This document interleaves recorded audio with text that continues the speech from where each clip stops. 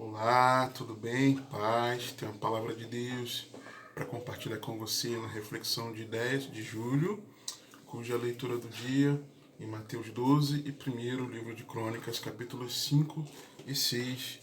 Se você puder, pegue a sua Bíblia, por favor, para que você acompanhe aqui. Nós vamos ler inicialmente um versículo, mas depois outros textos, tá? Nos diz assim a santa e poderosa palavra de Deus. Mas, se vós soubesseis o que significa misericórdia quero, e não sacrifício, não condenaríeis os inocentes. Mas, se vós soubesseis o que significa misericórdia quero, e não sacrifício, não condenaríeis os inocentes. Quando nós olhamos aqui para o contexto, do início do capítulo 12 até o verso 14, nós vemos que é o contexto deles contestando ao Senhor. Eram duas situações em que os religiosos estavam deixando de exercer a misericórdia, ok? Por um rigor à guarda do sábado. Primeiro, era pessoas com fome se alimentando. Versículos 1 e 2. Naquele tempo, passou Jesus pelas searas em um sábado, e os seus discípulos, tendo fome, começaram a colher espigas e a comer. E os fariseus, vendo isto, disseram-lhe: Eis que os teus discípulos fazem o que não é lícito fazer num sábado. Está com fome, não pode comer. Porque estavam ali colhendo espigas. E a cura do enfermo, versículos 9 e 10. E partindo dali, chegou à sinagoga deles. E estava ali um homem que tinha uma das mãos mirrada. E eles, para o acusarem, o interrogaram, dizendo: É lícito curar nos sábados? Primeiro, ele já afirma: ó, é sábado, teus discípulos estão fazendo o que não é lícito. Aí depois, que Jesus dá uma resposta a eles, falando do caso de Davi, em relação aos pães da proposição, e aí depois fala, e aí ele, bom, nós falamos, ele respondeu, então vamos perguntar se isso aqui é lícito fazer, né? E o texto é claro, que eles fizeram isso para o acusarem, né? Para o acusarem. Então, era um rigor a guarda do sábado, deles querendo pegar Jesus pelo pulo, ok? Para começar, tá? Já nesse nosso início, a gente já precisa aplicar isso para nossa caminhada cristã. Por quê? Porque eu não vou tratar aqui sobre a guarda do sábado, não vou ficar me prendendo a muito desse detalhe, e nem a todo o contexto da justificativa do que Jesus foi falando, do versículo 3 ao versículo 6 do capítulo 12. Tá? E nem do argumento de Jesus também, dos versículos 11 e 12. Ainda que seja importante, mas não é o enfoque aqui para nossa reflexão, tá? Sobre o que Deus quer de nós. Então, já para começar, vamos fazer essa aplicação para a nossa caminhada cristã, já afirmando que os discípulos de Cristo não podem ser julgados e condenados por ninguém quanto à guarda do sábado. Por ninguém. Quem diz que é preciso guardar o sábado para a salvação ou qualquer outro dia, está falando bobagem. Ok? Falando bobagem. Eu ia falar até um outro dia aqui que os crentes dizem que tem que se guardar, mas eu não vou escandalizar, não. Talvez eu seja o texto de algum dos dias e o Senhor me leve a falar sobre isso. Colossenses capítulo 2, verso 16 e 17. Portanto, ninguém vos julgue pelo comer ou pelo beber, ou por causa dos dias de festa, ou da lua nova, ou dos sábados, que são sombras das coisas futuras, mas o corpo é Cristo. Tem que julgar e condenar quem não guarda o sábado? A Bíblia responde. É tão simples quanto isso, tá? Então, já nesse início. Agora, vamos voltar aqui. Voltando ao judaísmo, aqueles fariseus, é importante dizer que eles colocavam o sábado acima de dos outros mandamentos, além de criar tradições de homens para aquele dia, tá? Então Jesus ali os estava lembrando do que as próprias escrituras já ensinavam, a prática da misericórdia. Oséias 6, 4 a 6.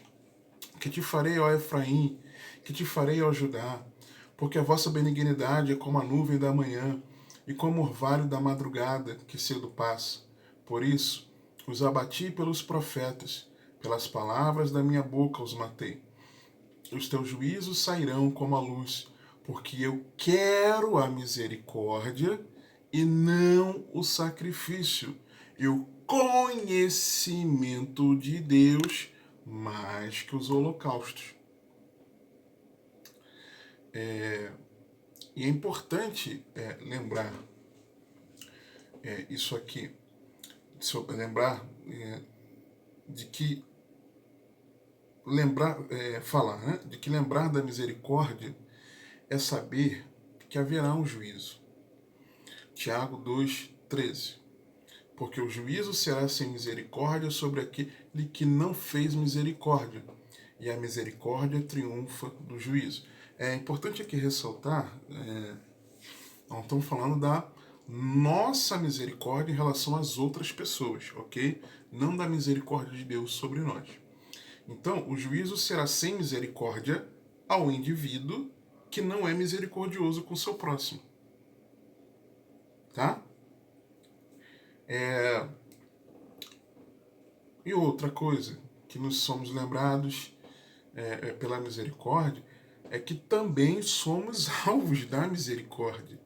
Mateus 5,7.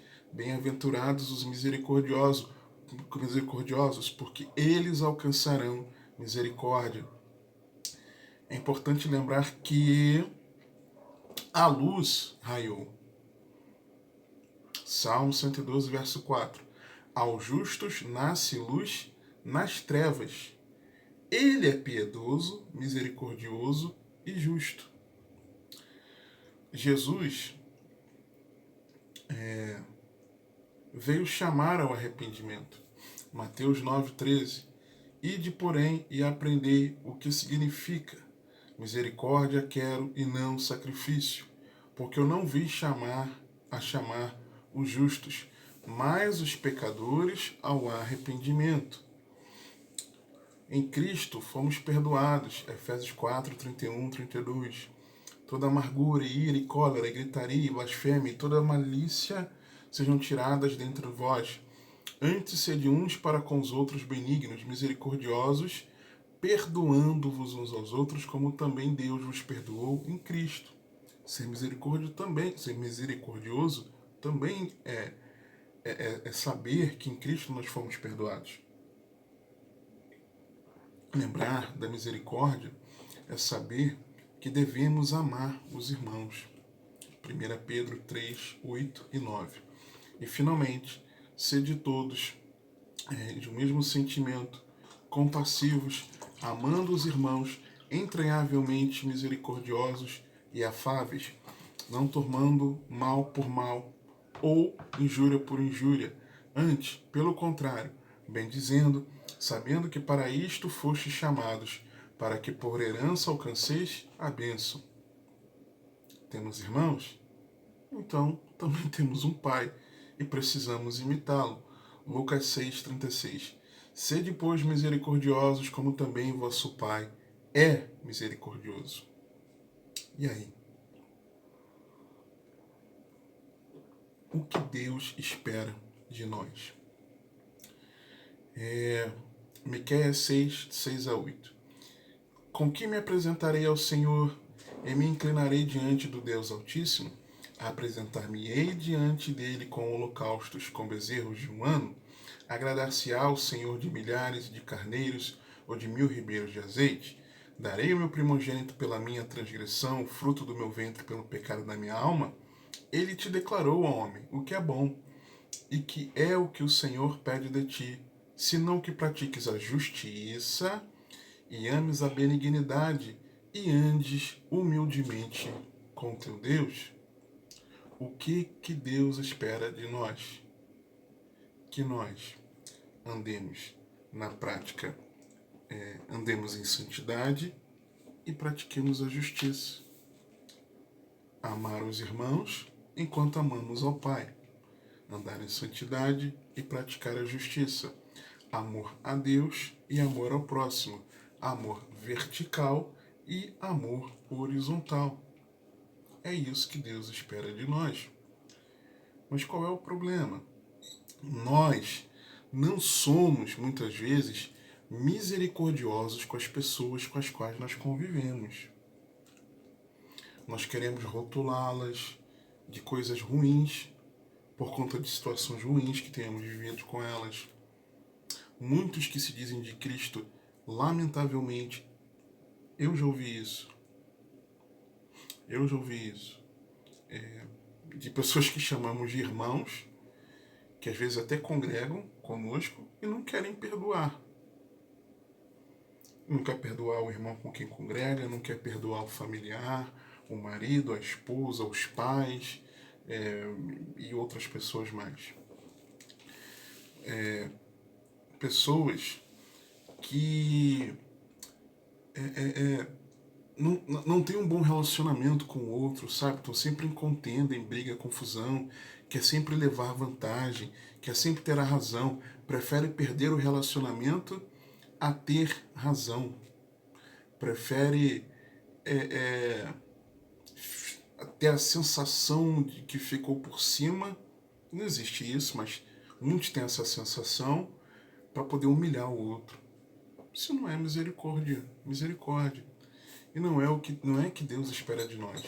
E quando Jesus fala disso, e lembrando que os fariseus eles eram conhecedores da palavra, das escrituras, lembra o texto que eu falei de Oséias?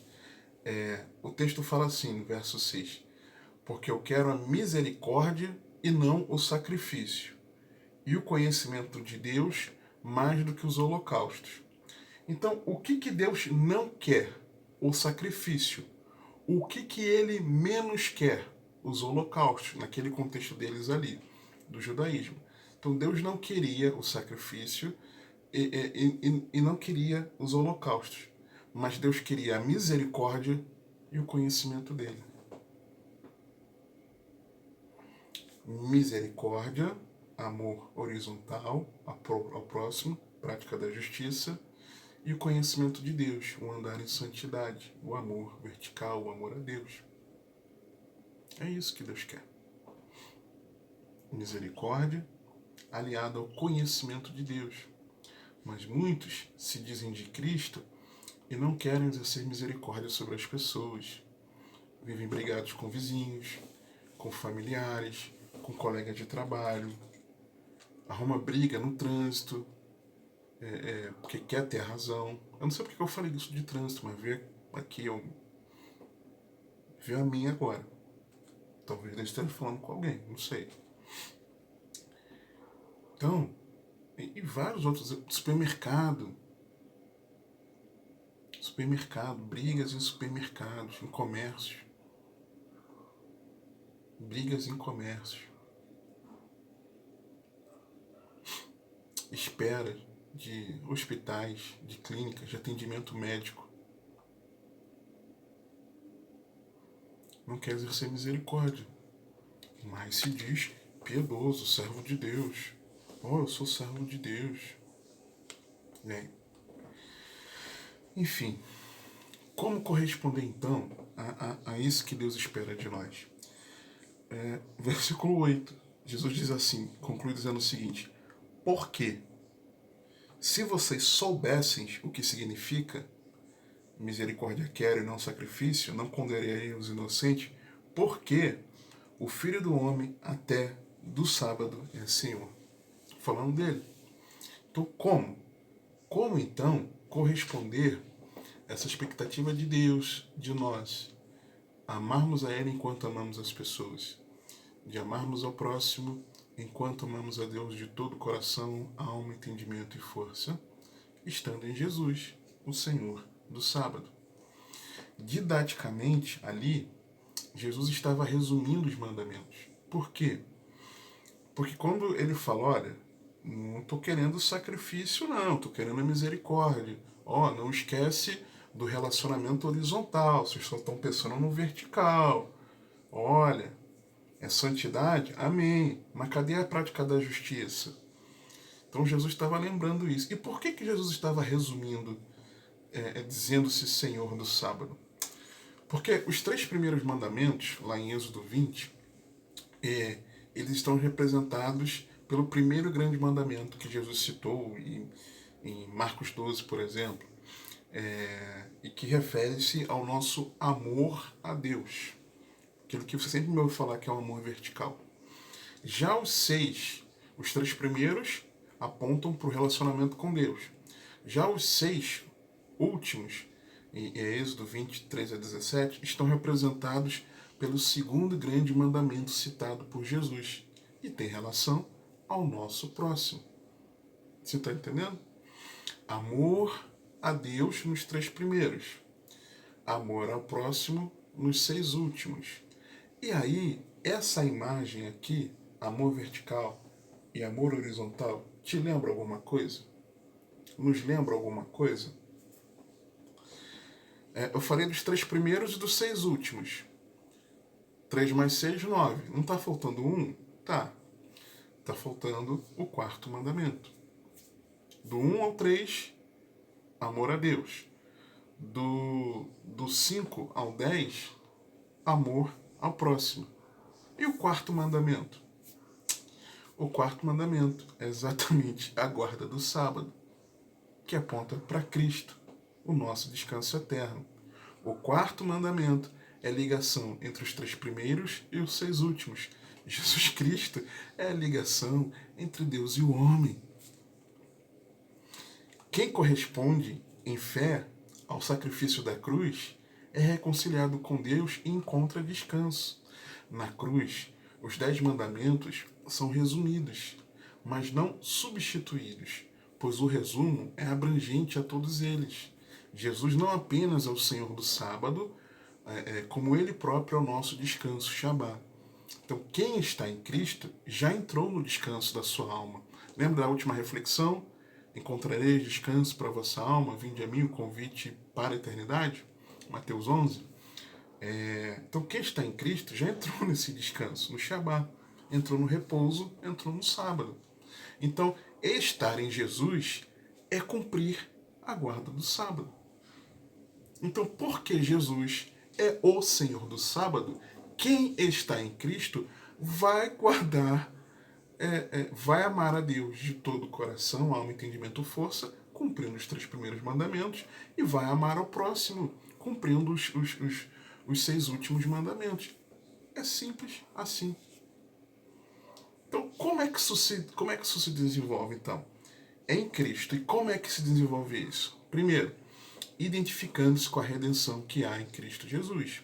1 João 4, 10 e 11.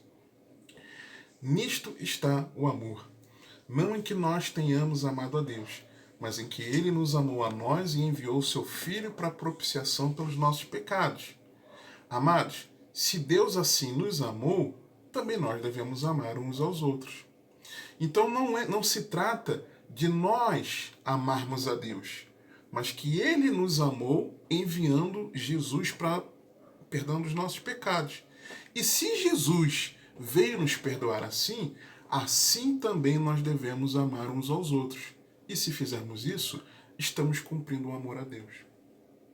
Porque não se trata de nós amarmos a Ele, mas dele ter nos amado primeiro e provando isso, enviando Jesus para a nossa redenção. ok? Então, o problema é que tem gente que de verdade ainda não está em Cristo, ainda não compreende o Evangelho. Eu estou compreendendo, tá? Falo por mim, eu estou compreendendo. Tem muito ainda a compreender. Porque eu sempre descubro atitudes na minha vida que eu deveria agir de forma diferente mediante a palavra de Deus. Às vezes tendendo para um lado, tendendo para o outro, e aí o Espírito Santo vai mostrando como é que tem sido o meu coração, entendeu? Então, a primeira coisa é identificar-se com a redenção em Cristo, pelo Evangelho. Segundo, identificado com isso, sabendo que a graça de Deus se manifestou em Cristo, nós aprendemos com ela. Tito 2, 11 a 14. Porque a graça salvadora de Deus se há manifestado a todos os homens, ensinando-nos que, renunciando à impiedade e às concupiscências mundanas, vivamos neste presente século sóbria, justa e piamente, aguardando a bem-aventurada esperança e o aparecimento da glória do grande Deus e nosso Senhor Jesus Cristo, o qual se deu a si mesmo por nós, para nos remir de toda iniquidade e purificar para si um povo seu, especial, zeloso de boas obras. E o que a graça nos ensina? Que, renunciando à impiedade e às concupiscências mundanas, vivamos neste presente século de forma sóbria e justa e piamente. Santidade e justiça. Terceiro, revestindo-se de Cristo. Efésios 4, 20 a 24. Mas vós não aprendestes assim a Cristo, se é que o tendes ouvido, e nele fostes ensinados, como está a verdade em Jesus, que quanto ao trato passado, vos despojeis do velho homem, que se corrompe pelas concupiscências do engano, e vos renoveis no espírito da vossa mente, e vos revistais do novo homem, que segundo Deus é criado em verdadeira justiça e santidade. Eu me identifico com o que Jesus fez por mim.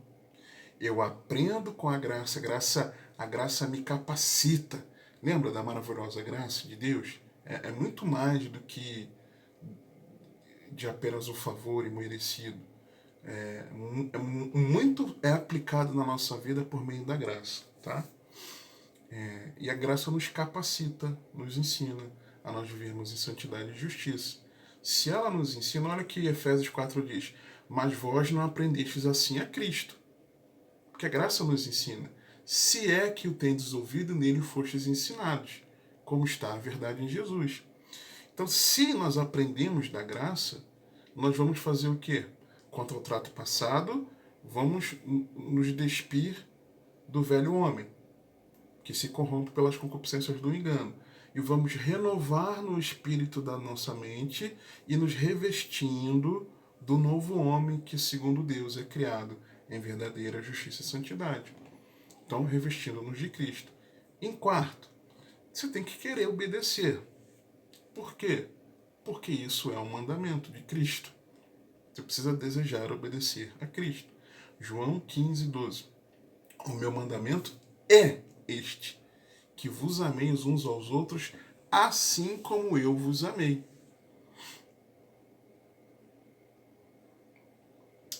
Quinto, confiando. Às vezes, nós queremos aprender na palavra, sabemos, reconhecemos que Jesus morreu em nosso lugar, nós até, vamos dizer assim, queremos obedecer a Cristo, mas muitas vezes nós não conseguimos. Não conseguimos. E aí vem o quinto, confiando que Deus age em nós por Cristo. Lucas 1, 67 e 75. Esse texto aqui que nós vamos ler, ele trata da profecia por meio de Zacarias, pai de João o Batista, falando de Jesus, da salvação em Jesus. E ele fala algo no final que é maravilhoso. E Zacarias, seu pai, foi cheio do Espírito Santo e profetizou, dizendo: Bendito o Senhor, Deus de Israel, porque visitou e remiu o seu povo, nos levantou uma salvação poderosa na casa de Davi, seu servo, como falou pela boca dos seus santos profetas, desde o princípio do mundo, para nos livrar dos nossos inimigos e da mão de todos os que nos odeiam, para manifestar misericórdia a nossos pais e lembrar-se da sua santa aliança e do juramento que jurou a Abraão, nosso pai, de conceder-nos, é ele que concede. Pega isso aqui, tá? Você precisa pegar isso aqui. De conceder-nos, é ele que faz, que, libertados da mão de nossos inimigos, o serviríamos sem temor, em santidade e justiça perante ele todos os dias da nossa vida. Quem é que nos faz andar em santidade e em justiça? Não esquecer. Nos capacita a vivermos o que Deus quer de nós. É Deus, por meio de Cristo, habitando em nossa vida. O Espírito Santo em nós é que nos capacita a nós vivermos para a glória de Deus, vivendo o que Ele quer de nós. Misericórdia, enquanto nós o conhecemos, andando em santidade, mas também em justiça. Amém? Que o Senhor te abençoe e te guarde, que Ele te conduza e governe a sua vida, porque você tem acesso.